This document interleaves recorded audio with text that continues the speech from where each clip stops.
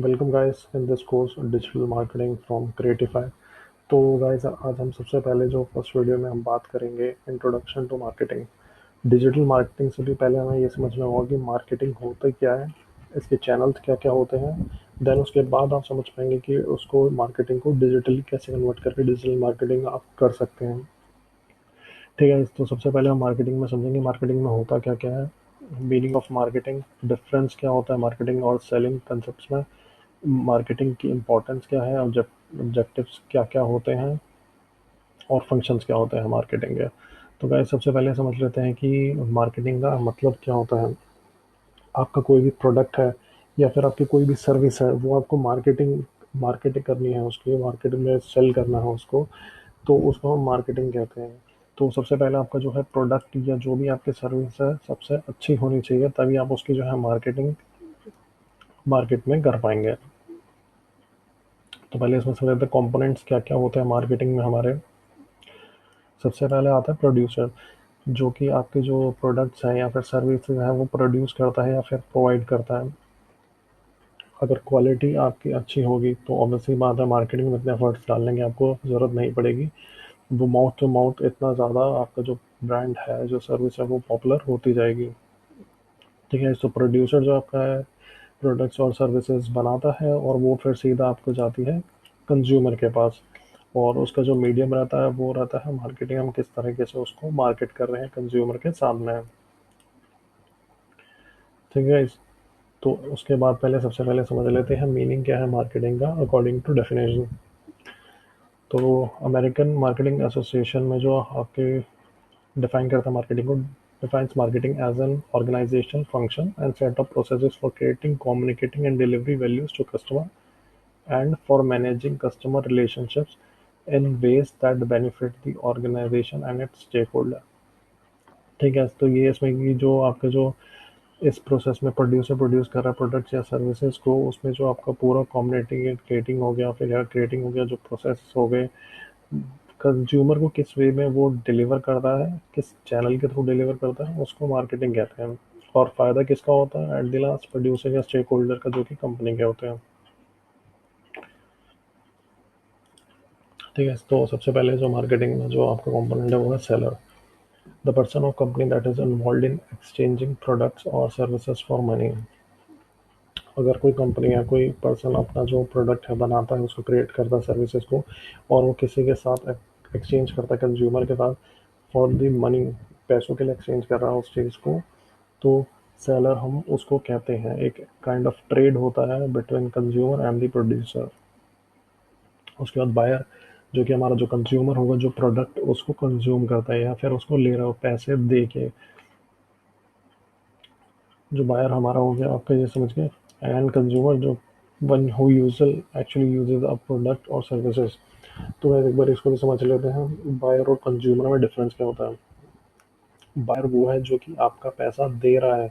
For example आपका कोई बच्चा है, वो कोई उसका मतलब उसको खिलौना पसंद है, तो खिलौना अगर वो कंज्यूम कर लेता है तो वो खुद वो करेगा, पैसे उसकी जगह कौन दे रहा है, उसके पेरेंट्स। तो यहाँ पे बायर कौन होगा, पेरेंट्स उसके बायर होंगे उस प्रोडक्ट के लिए, और कंज्यूमर कौन होगा, वो बच्चा जो कि वो प्रोडक्ट यूज़ करेगा। ठीक है, तो बायर और कंज्यूमर में आपको जो बेसिक डिफरेंस है ये पता होना चाहिए। ज़रूरी नहीं है कि आपका हर कंज्यूमर बायर हो, लेकिन बायर आपका कंज्यूमर हो सकता है जो कि पैसे दे रहा है उस स्पेसिफिक प्रोडक्ट या फिर सर्विस के लिए। ठीक है, फिर कस्टमर आता है, a person who makes the buying decision. लेना या नहीं लेना, फॉर एग्जांपल आप किसी टॉय की बात कर रहे हैं, हो सकता है कि उसकी मम्मी को प्रोडक्ट लेना या लेना उस पर डिपेंड करे, डिसीजन उनके हाथ में हो। तो डिसीजन किसके हाथ में होता है, हमेशा कस्टमर के हाथ में, कि उस प्रोडक्ट को या फिर सर्विस को यूज़ करना है कि नहीं करना है। ठीक है, फिर market, focus group of buyers of particular product or service. It can be based on geography, buyer type, volume of transaction. तो मार्केट जहाँ पे जो भी आपका जो प्रोडक्ट्स है वो सेल होना, जो भी सर्विस आपकी सेल होनी है अमंग कस्टमर कंज्यूमर्स, मार्केट उसे कहते हैं मार्केटिंग करने के बाद। ठीक है, तो आपके जो मार्केटिंग में जो कंपोनेंट्स होते हैं वो हमें समझ आ चुके हैं। फॉर एग्जांपल अब ये देखते हैं कि स्टडी है बाइंग पैम्पर्स। प्रोडक्ट क्या है आपका, पैम्पर। और इसके जो मैन्युफैक्चर या जो भी आपके इसके रिटेलर कह सकते हैं, बिग बाज़ार हो गया, टेस्को हो गया, स्पेंसर, ये अलग-अलग कंपनी जो है इसको सेल करती हैं। कंज्यूमर कौन है? यहाँ पे हमारा छोटा बच्चा, जो कि उस प्रोडक्ट को कंज़्यूम करने वाला है। कस्टमर कौन हो गया? जो उसकी बच्चे की मॉम होंगी, वो वहाँ पे उसकी कस्टमर होंगे, जो कि उनके डिसीज़न लेने में मदद करेगी कि लेना है कि नहीं लेना। बायर यहाँ पे कौन हो गया? उसके डैड हो गए, जो कि उस प्रोडक्ट या सर्विस के लिए पे करेंगे, जो कि उसके लिए सर्विस को पे कर रहा है विद एक्सचेंज ऑफ मनी। अब यहाँ पे हम समझेंगे कंसेप्ट, मार्केटिंग और सेलिंग में क्या डिफरेंस होता है।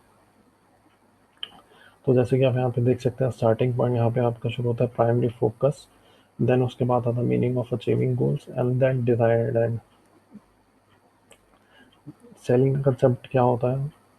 आपका प्रोडक्ट फैक्ट्री है या कहीं पे प्रोड्यूस होगा, प्रोडक्ट्स वहाँ पे बनेंगे और फिर वो किसके थ्रू सेल होंगे और प्रमोट होंगे, फिर आपका जो प्रॉफिट्स होंगे वो जनरेट होंगे। तो ये आपका नॉर्मल बेसिक सेलिंग कंसेप्ट होता है कि आपका जो प्रोडक्ट है वो उसको बनाओ, फिर मार्केट में बेचो और जो प्रॉफिट आए वो उसको अर्न करो। ठीक है, तो मार्केटिंग में क्या हल्का सा डिफरेंस होता है। हम सेलिंग कंसेप्ट तो आपको समझ आ गया कि सीधा स्ट्रेट फॉरवर्ड आपको प्रोडक्ट सेल करने हैं और प्रॉफिट अर्न करना है। मार्केटिंग कंसेप्ट हल्का सा अलग होता है। मार्केट, जैसे कि आप यहाँ पे ये लाइफ साइकिल डायग्राम देख सकते हैं, मार्केट आपको करेंगे कस्टमर की नीड्स के हिसाब से कि कस्टमर को एक्चुअल में चाहिए क्या। और कन्वेंशनल कम्युनिकेशन मतलब उस वे में उसको कस्टमर के सामने हमें उसको शो करना है ताकि जो उसकी नीड है वो प्रॉपर फुलफिलमेंट हो। एंड देन उसके बाद हम जो है प्रॉफिट, कस्टमर की सेटिस्फेक्शन के बाद प्रॉफिट अर्न करें। ठीक है, ये देख सकते हैं आप, इसमें जो आप फोटो देख रहे हैं, to gestural to moms for Christmas. ठीक है, तो सेल्स आपकी डायरेक्ट स्ट्रेट फॉरवर्ड होती है। अगर किसी भी प्रोडक्ट या सर्विस को आप सेल कर रहे हैं वो डायरेक्ट स्ट्रेट फॉरवर्ड होगा। मार्केटिंग के हल्का सा उसमें क्रिस्प या कुछ एंगेजिंग कंटेंट लाके प्रोडक्ट को सेल करना, ताकि वो जो एंगेजमेंट हो हमारे कस्टमर के साथ, कंज्यूमर के साथ, वो ज़्यादा हो, ताकि आपको ब्रांड के साथ वो ज़्यादा से ज़्यादा जुड़ पाए यहाँ पे। Importance of marketing. अब इम्पोर्टेंस ऑफ मार्केटिंग समझ लेते हैं कि मार्केटिंग ज़रूरत क्यों होती है। हेल्प करता है बिजनेस को सेल्स बढ़ाने के लिए और जो उनके ऑपरेशन होते हैं वो सक्सेसफुली ऑपरेट करने के लिए। जितनी ज़्यादा से ज़्यादा मार्केटिंग अच्छी होगी उतनी आपकी जो ब्रांड वैल्यू है अमंग कस्टमर्स उतनी ही हाई होगी, और इनडायरेक्टली आपको किस में फ़ायदा होगा? सेल्स में। And help in understanding consumer preference and change it.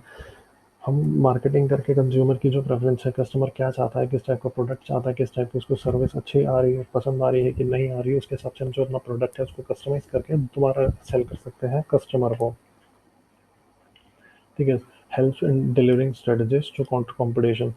तो जैसे हम मार्केटिंग करते हैं अपनी मार्केट के अंदर, हमें कंपटीशन का भी समझना पड़ता है कि कंपटीशन किस हिसाब से जो बिजनेसेस हैं हमारे जैसे प्रोडक्ट बना के किस टाइप में उसको लाइक मार्केटाइज कर रहे हैं, किस टाइप में उसको बेच रहे हैं, कैसे कंज्यूमर्स के आगे उसको फुलफिलमेंट कर रहे हैं। तो हमें कंपटीशन का भी अच्छा खासा जो उनकी स्ट्रेटजीज होती हैं उनके बारे में पता चलता है।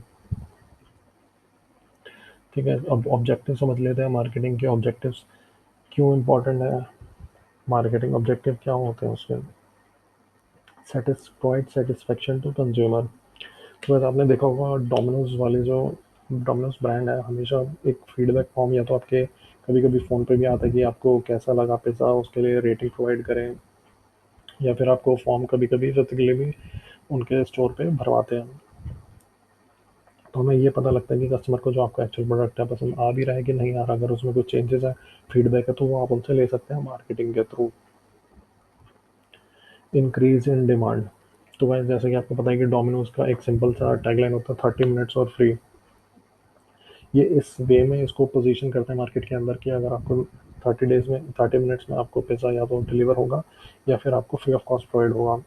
तो एक काइंड ऑफ एंगेजिंग कंटेंट ये प्रोवाइड करते हैं, जैसे कि जो कंज्यूमर के अमंग लाइक डिमांड है वो इंक्रीज होती है और वो ज़्यादा से ज़्यादा ऑर्डर प्लेस करते हैं इसके लिए। और अब थर्ड ऑब्जेक्टिव क्या होता है हमारा मार्केटिंग में? Provide better quality products. जो हम अपने जो कस्टमर्स के जो अपने जो सर्विसेज या प्रोडक्ट्स प्रोवाइड करते हैं उसकी जो क्वालिटी है वो हम इंक्रीज़ कर सकें, ताकि हमें जो फीडबैक हमें यहाँ पे कस्टमर से मिलता है हम उसके हिसाब से उस पर वर्क करके इम्प्रूव कर सकें अपना जो प्रोडक्ट है। ठीक है। Create goodwill for the organisation. जो गुडविल है डोमिनोज की गाइस, आपको पता है कि कितना अच्छा वो जो भी अपना ईटेबल आइटम्स है कितने अच्छे वो प्रोवाइड करते हैं। तो गुडविल ऑब्वियस सी बात है कि अगर आप अच्छा सर्विस या प्रोडक्ट प्रोवाइड करेंगे तो उतनी ज़्यादा गुडविल आपकी बनेगी। और एंड इन द लास्ट जो मेरा आपका ऑब्जेक्टिव होता है, जनरेट प्रॉफिटेबल सेल्स वॉल्यूम। तो वैसे यहाँ पे आप कैंपेन भी देख सकते हैं इसका, बहुत बार वेडनेसडे को जो है डोमिनोज ब्रांड अपना ऑफर प्रमोट करता है, बाय वन गेट वन। तो बीच बीच में हम बिजनेस के अंदर कुछ ना कुछ ऐसे ऑफर ला सकते हैं, कुछ ऐसे सर्विसेज प्रमोट कर सकते हैं कि जैसे जी हमारे जो ओवरऑल सेल्स है वो इंक्रीज हो।